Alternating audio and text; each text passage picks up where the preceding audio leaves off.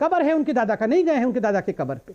अब उनकी माँ इटली से आती है, भारतीय नहीं है, यहां बैठ। और ये राहुल गांधी सेकुलरिज्म की बात करते, थू है इनके मुंह पे।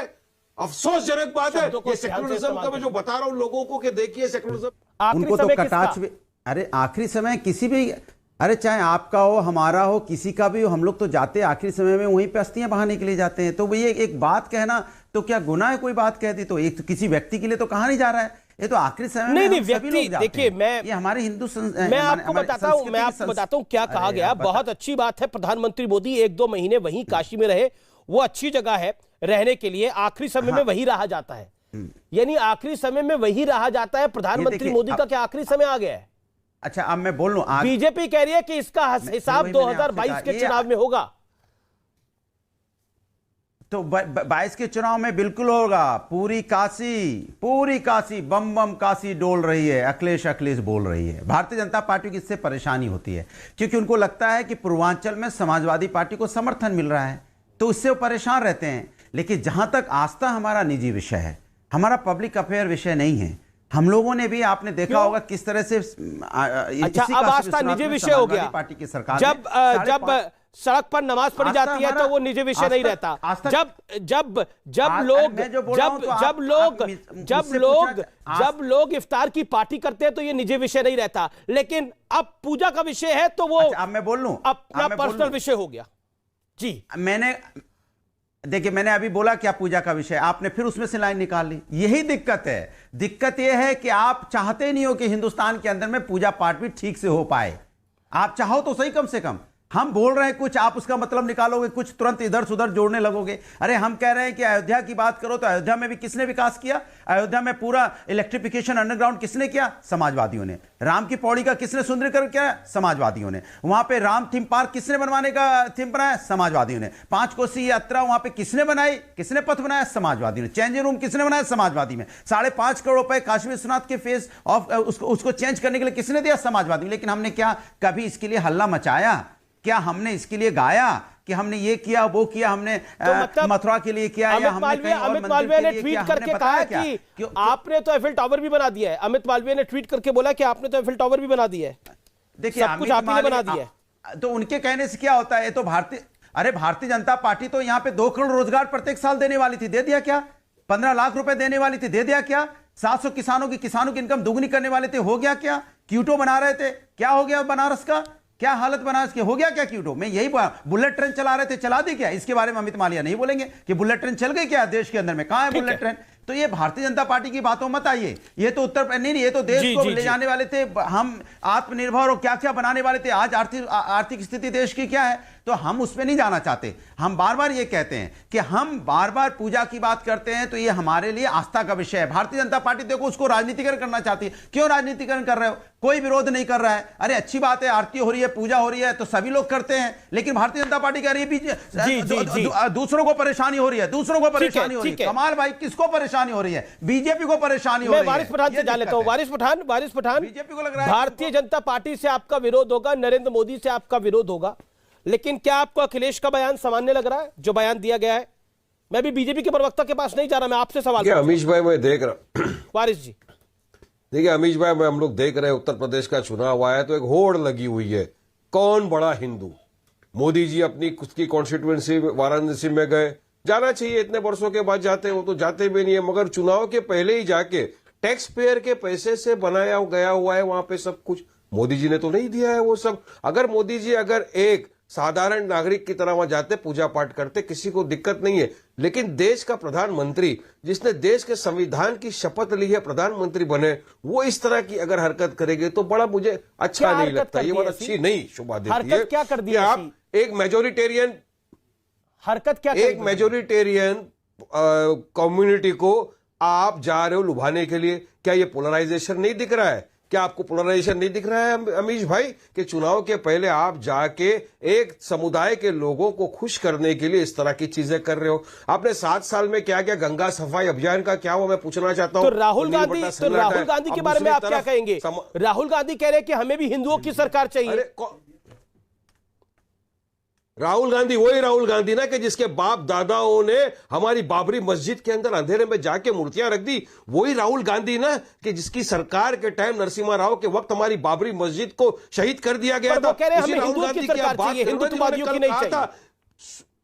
उन्होंने यही कहा ना, हमें हिंदुओं की, देश क्या हिंदुओं का सिर्फ है क्या अमीश भाई? क्या वारिस पठान इस देश का शहरी नहीं है? क्यों हमको इस तरह का ऊंचा नीचा दिखाया जाता है बार बार? और ये राहुल गांधी सेकुलरिज्म की बात करते, थू है इनके मुंह पे। अफसोसजनक बात है ये सेकुलरिज्म का मैं जो बता रहा हूं लोगों को कि देखिए सेकुलरिज्म से क्या मिला आपको, क्या मिला। ये देखिए राहुल गांधी के अपशब्द तो बोलते हिंदुओं का देश। यही तो मैं बोल रहा हूं, कौन बड़ा हिंदू का होड़ लगा हुआ है। पहले भी मोदी ने कहा था कि मैं बड़ा हिंदू हूं, राहुल गांधी ने कहा मैं जनोद्धारू हिंदू। तो फिर अब सेकुलरिज्म का क्यों बात कर रहे हैं? क्यों फिर मुसलमानों को टोपी पहनाने के आप काम कर रहे हो कि नहीं हम सेक्युलर है, हमको वोट दो? अरे कोई वोट नहीं देगा आपको। 19% मुसलमानों के वोट तो चाहिए उत्तर प्रदेश में, मगर हमको उनके लिए कुछ करना नहीं है। बड़े अफसोस की बात है। राहुल गांधी कौन होते हैं बोलने वाले? वही राहुल गांधी है ये, अरे जिन्होंने पूरा बेड़ा गर्क कर दिया है, हमारी बाबरी मस्जिद को शहीद करवा दिया ये लोगों ने। और आज आके बोलते हैं कि देश हिंदुओं का है, हिंदुत्व हिंदू, इसके सिवा कोई बात नहीं। जो मुसलमानों के लिए कब बात करोगे आप? क्या मुसलमान इस देश का पक्का चक्का नागरिक नहीं है? अरे हम तो बीजेपी कह रही है कि को ठुकरा के हमारे देश भारत में रह रहे हैं। चुनाव आ गया तो इसलिए भारत देश में जितना अधिकार राहुल गांधी का उतना मेरा भी है। ठीक है, ठीक है। संबित पात्रा का एक और परिचय है। संबित पात्रा डॉक्टर भी हैं, बीजेपी के प्रवक्ता भी हैं, लेकिन महादेव के भी बड़े भक्त हैं। संबित पात्रा, सबसे पहले तो आपको जन्मदिन की हार्दिक बधाई। आपसे मेरा सवाल है, अखिलेश यादव ने एक बयान दिया जिस पर आपने ट्वीट किया, और अभी हिंदू और हिंदुत्व पे कांग्रेस की प्रवक्ता ने काफी लंबा चौड़ा भाषण दिया। क्या कहना चाहते हैं आप?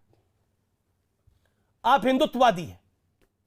देखिए अमीश भाई, मुझे लगता है आज जो हुआ है ये एक डिफाइनिंग मूवमेंट है हिंदुस्तान की पूरे इतिहास में।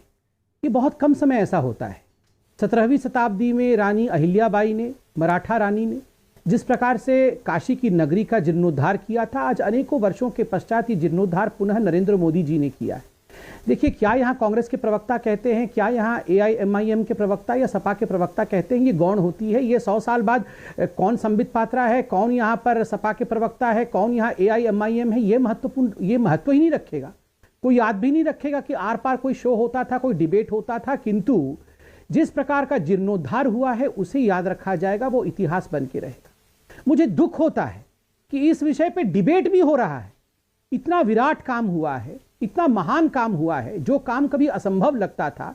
महात्मा गांधी ने लिखा है अपनी पुस्तिका में, महात्मा गांधी ने लिखा है कि जब मैं काशी गया था तो मुझे तकलीफ होती थी उन गलियों को देखकर कि जहां मैं बैठकर मेडिटेशन करना चाहता था, जहां मैं बैठकर तप करना चाहता था, वहां इतनी आवाज थी, वहां गलियां इतनी संकरी थी कि मैं चाहता हूं कि भविष्य में इसका जीर्णोद्धार हो, कि इसकी गलियां चौड़ी हो।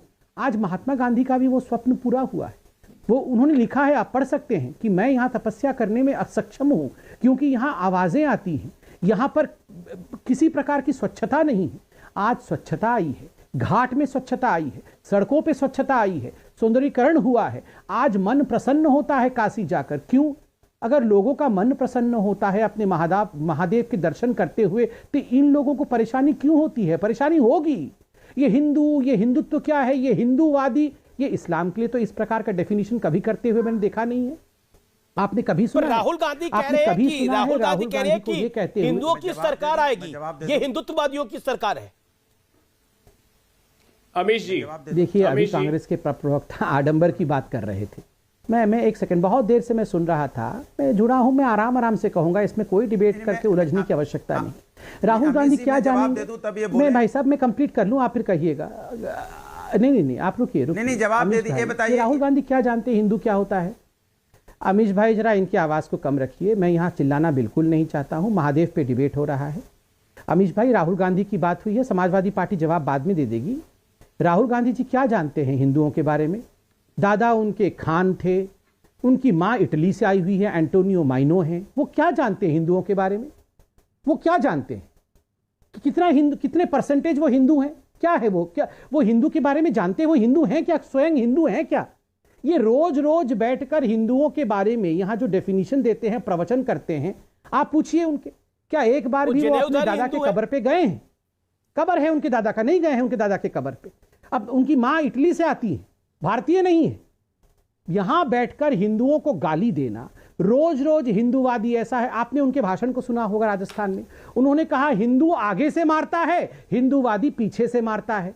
मतलब हिंदू तो मारता ही है, जिहादी कभी नहीं मारता है, इस्लामिस्ट नहीं मारता है, और कोई नहीं मारता है। हिंदू आगे से मारता है और हिंदूवादी पीछे से मारता है। मतलब मारने का काम, आतंक फैलाने का काम, हत्या करने का काम ये हिंदुओं का है। देखिए, जितना ये राहुल गांधी मुंह खोलेंगे और जितना इस प्रकार से हिंदुओं को अपमानित करने की चेष्टा करेंगे, याद रखिए ये कांग्रेस उतनी ही रसातल में गिरेगी, उतनी ही नीचे जाएगी। ठीक है, अबे दुबे, आपने बड़ा हमला बोला राहुल गांधी पर। कोर्ट के ऊपर कौन जाके मीटिंग में कहता है, नहीं अमीश भाई 5 सेकंड दीजिए। अमीश भाई कौन जाके मीटिंग में कहता है हाँ हम मुसलमानों की पार्टी है, और उसके बाद बाहर निकलकर जनेऊ कोर्ट के ऊपर पहनता है?